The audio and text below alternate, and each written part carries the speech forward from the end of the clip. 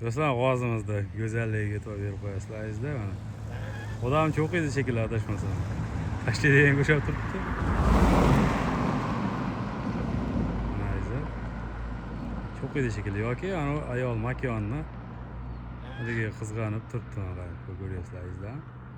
Bitta bu go'zallikka baho berib qo'yamiz azizlar. Krasotani qaranglar azizlarim.